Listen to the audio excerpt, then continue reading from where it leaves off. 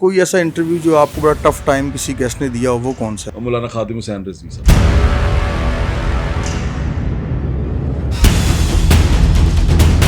उनसे जब मैं सियासी बातें कर रहा था, वो मजहबी जवाब दे रहे थे उसको। मैं ये सोच रहा था कि इंटरव्यू जो आपकी ख्वाहिश हो कि यार मैं इस बंदे का इंटरव्यू कर लूं, मेरी बड़ी ख्वाहिश है कि मैं इमरान खान का इंटरव्यू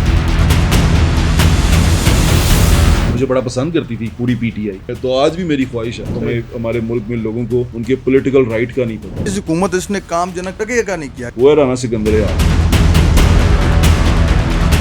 हेड कर लेते हैं कि ना तू काम करी ना मैं करांगा। टीवी पे बात करने के लिए, कहने के लिए मुफादे आमा रखते हैं, लेकिन जो ही पावर में आते हैं तो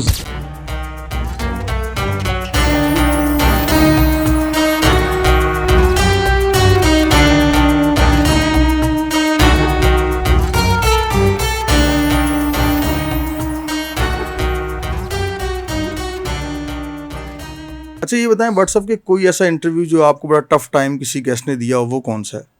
हाँ, एक इंटरव्यू था जिसमें मैं थोड़ा सा घबराया नहीं कह सकते आप, लेकिन मोहतात था। सही। मैं उनसे मोहब्बत भी करता हूँ, अच्छा।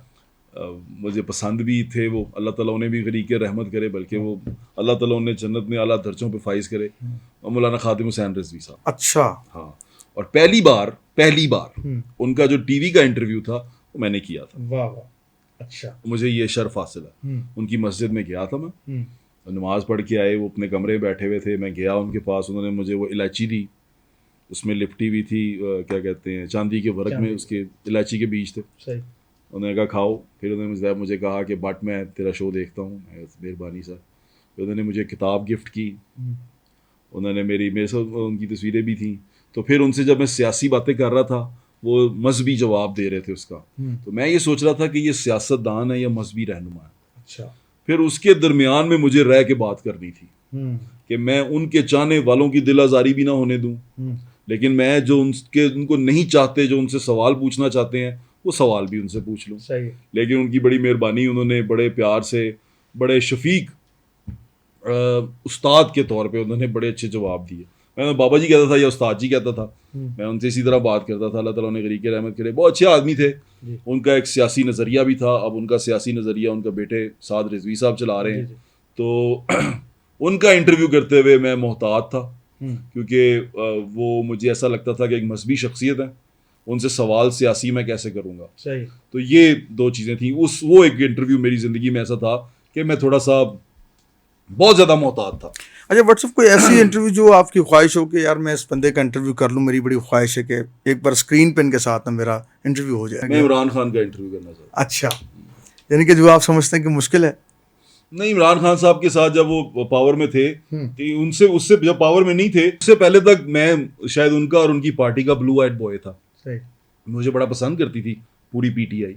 फिर जब बुज़दार साहब पावर में आए तो उनको मुझसे नफरत हो गई, क्योंकि मैं खिलाफ बोलता था। सही। तो मैंने बड़ी कोशिश की कि इमरान खान साहब के साथ उससे पहले तो बातचीत हो चुकी हुई थी बड़ी दफ़ा, लेकिन ये वाला इंटरव्यू नहीं हो सका। मैं तो आज भी मेरी ख्वाहिश है, इमरान खान का इंटरव्यू करना चाहता हूँ। अच्छा, पीका जो नया एक्ट आया है, उसके सहाफ़ी भी बड़े उसका शिकार हुए हैं, इस हवाले से आप क्या कहते हैं? देखें, पिस्तौल है ना, ये हिफाजत के लिए भी इस्तेमाल हो सकती है, ये किसी को डराने के लिए भी इस्तेमाल हो सकती है। वो पिस्तौल है, कानून है। सही। कानून का इस्तेमाल गलत या सही होता है। व्हाट्सएप पहला प्रोग्राम में ऑन एयर गया तो क्या मुश्किलात आई, या क्या होता है कैमरा पहली बार कैमरा फेस करना, और वो बड़ा मुश्किल से होता है, तो वो हमारा देखने वालों को ज़रा शेयर कीजिएगा। मैं वैसे हूँ तो थोड़ा इंट्रोवर्ट ना, मैं फारिग टाइम में अकेला रहता हूँ। अब सोता हूँ। सही। ज़्यादा शौक से सोता हूँ मैं। वाह। अच्छा। अपने बिस्तर में वक्त गुजारना पसंद करता हूँ। सही।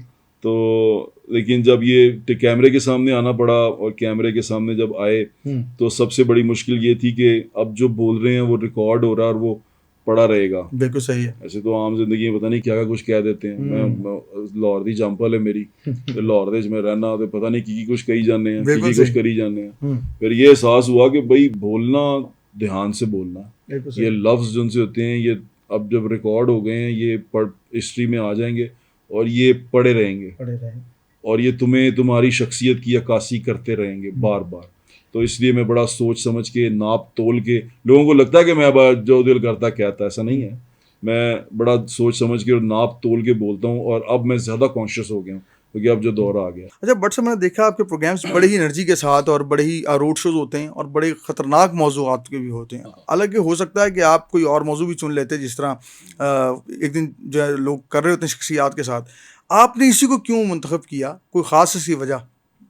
बस फाइटर हैं अंदर से, फाइट करना अच्छा लगता है। सही।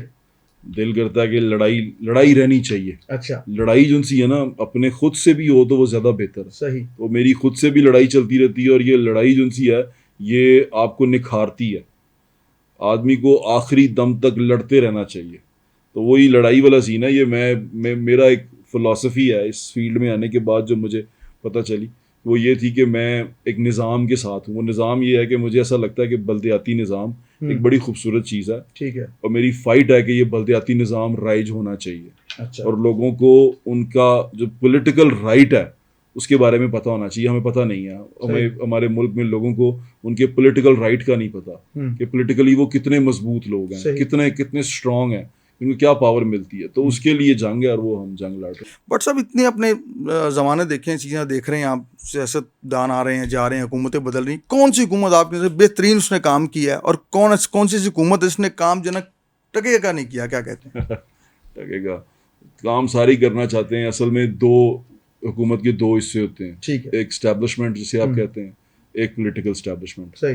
जो एडमिनिस्ट्रेटिव स्टैब्लिशमेंट होती है वो और पॉलिटिकल स्टैब्लिशमेंट दो गाड़ी के साइकिल के पहिए होते हैं। बिल्कुल ठीक। ये साथ साथ चलें तो बेहतर हो। जिनका लाइजन आपस में अच्छा हो जाए। बाज़ दफ़ा क्या होता है, लाइजन में ये हो जाता है, दोनों ये डिसाइड कर लेते हैं कि ना तू काम करी ना मैं करांगा। सही है। ठीक है, तू भी खाई तो मैं भी खावांगा। बाज़ दफ़ा होता है कि दोनों डिसाइड कर लेते हैं कि दोनों ने काम करना, स्टैब्लिशमेंट भी और पॉलिटिकल स्टैब्लिशमेंट भी, कि ठीक है भाई दोनों ने काम करना। फिर जब दोनों काम करते हैं तो काम होता है। सही है। जब दोनों काम नहीं करते तो काम नहीं होता। यहीं से आप सारों को इसी पैमाने में तोल लें, आपको अंदाजा हो जाएगा कौन काम कर रहा था, कौन काम नहीं कर रहा था। फिर ज़ाती मफाद जो उनसे है ना लोगों का, असल में सियासी मफाद, जब सियासत में आते हैं तो ज़ाती मफाद को मफाद आमा के ऊपर रख देते हैं। शुरू में तो मफाद आमा तक रहते हैं, टीवी पे बात करने के लिए, कहने के लिए मफाद आमा रखते हैं।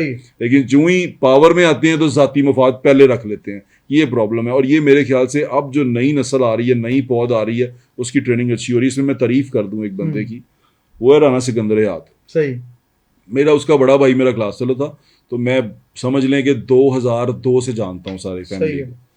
तो ये बंदा जो उनसे है ना राना सिकंदर, ये एक बड़ी फैमिली है, उसकी फैमिली पॉलिटिकल है, सारा कुछ है, लेकिन उसके बावजूद ये बड़ा ग्रास रूट से आया, मेहनत करके आया और मेरा छोटे भाइयों की तरह।